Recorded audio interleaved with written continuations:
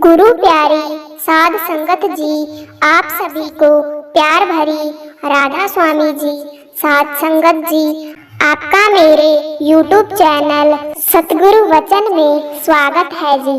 आप सबके घर में बाबा जी की फोटो तो होगी ही। बाबा जी की फोटो में कितनी पावर है, यह हम आपको सुनाने जा रहे हैं कि बाबा जी अपने बच्चों के लिए क्या क्या करते हैं। दो सत्संगी परिवार थे। एक परिवार का बेटा था और दूसरे परिवार की बेटी थी। दोनों ही परिवार सेवादार थे। सत्संग घर में सेवा करते थे। वह ब्यास में भी सेवा पर कई बार इकट्ठे जाते थे। वह दोनों परिवार अपने बच्चों के लिए रिश्ता देख रहे थे। एक दिन किसी बुजुर्ग सेवादार को लड़की के पिता ने कहा कि वीर जी, आपकी बेटी सयानी हो गई है, उसके लिए कोई अच्छा सा रिश्ता बताएं। तो उन्होंने उस सेवादार से पूछा, भाई साहब, आपकी बेटी क्या करती है, कितना पढ़ी हुई है? तो उसने कहा कि वह MA B.Ed है और किसी स्कूल में टीचर लगी हुई है। अगर कोई सत्संगी परिवार का बेटा हो तो आप हमें बताना। यह पूछकर वह अपनी सेवा पर लग गए। सत्संग के बाद लड़के के पिता ने भी किसी बुजुर्ग सेवादार को अपने बेटे के रिश्ते के लिए बोला, भाई साहब, आपका बेटा पढ़ लिख कर नौकरी करने लग गया है। अगर कोई अच्छा रिश्ता हो तो बताना। सत्संगी परिवार हो तो ज्यादा अच्छा होगा। तो उन्होंने हाँ में सिर हिला दिया और उनका फोन नंबर भी ले लिया।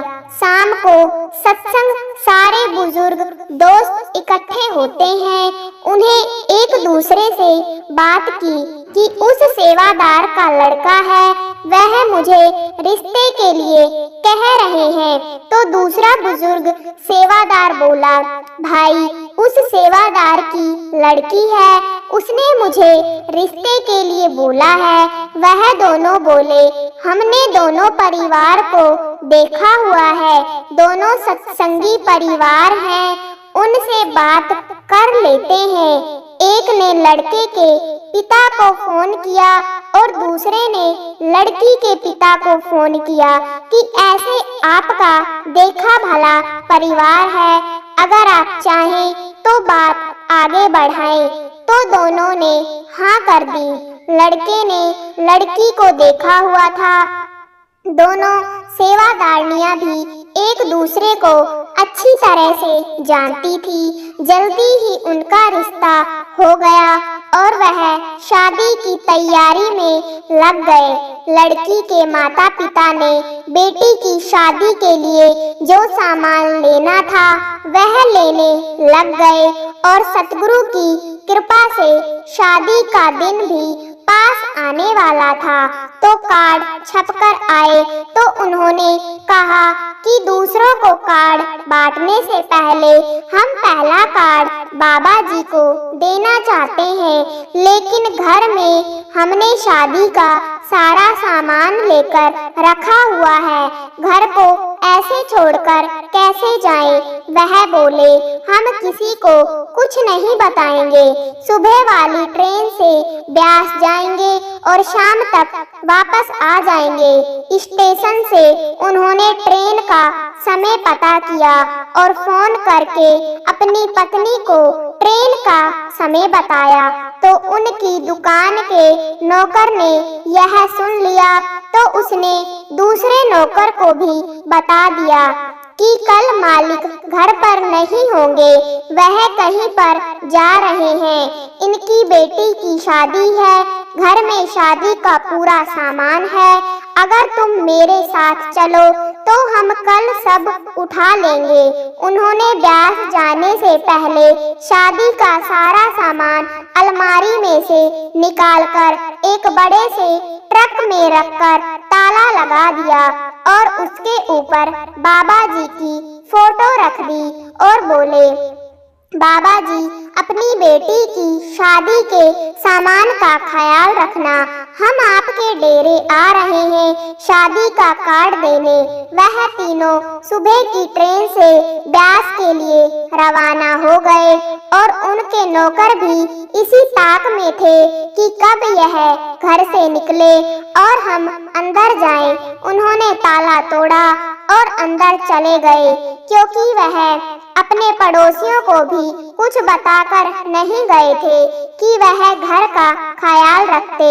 नौकरों ने अंदर जाकर उनका पूरा घर छान मारा, पर उनको शादी का सामान कहीं पर भी नहीं दिखा। वह सोचने लगे कि शायद वह शादी का सामान किसी के घर रख कर गए हैं, लेकिन जाते जाते उनको एक संदूक दिखा जिस पर उन्होंने बाबा जी की फोटो रखी हुई थी। वह संदूक के ऊपर से जैसे ही बाबा जी की फोटो उठाने के लिए जैसे ही उसने हाथ आगे किया तो उसे जोरदार करंट का झटका लगा और वह दूर जाकर गिरा। वह बहुत हैरान हुआ कि यहाँ पर तो कोई बिजली की तार या बटन भी नहीं है, तो मुझे करंट कैसे लगा? तो उसने दूसरे नौकर को कहा कि तू यह ऊपर से फोटो उठा दे, मैं ट्रक का ताला तोड़कर देखता हूँ कि क्या इसमें कुछ सामान है या नहीं। जब दूसरे ने बाबा जी की फोटो को हाथ लगाया तो वह भी उछलकर दूर जा गिरा। उसने कहा, भाई, यहाँ से तो मुझे जबरदस्त करंट लगा है। पहले वाला भी बोला कि यहाँ पर करंट कैसे लग सकता है, तो दूसरे ने कहा, भाई, यह इनके गुरु की ताकत है जिसने हमारे को हिला दिया है। वह उनके घर का दरवाजा बंद करके बाहर ही बैठ गए सामान की रखवाली करने के लिए, क्योंकि घर का ताला तो उन्होंने पहले तोड़ ही दिया था कि अगर हम ऐसे छोड़कर चले गए तो इनका सामान असली में चोरी हो जाएगा। जब वह शाम को वापस आए तो वह दोनों नौकर उनके घर के बाहर बैठे थे। सेठ ने कहा, तुम दोनों यहाँ पर क्या कर रहे हो? तो वह दोनों सेठ के पैरों में गिर गए और उससे माफी मांगने लगे कि सेठ जी, हमारे से बहुत बड़ी गलती हो गई है।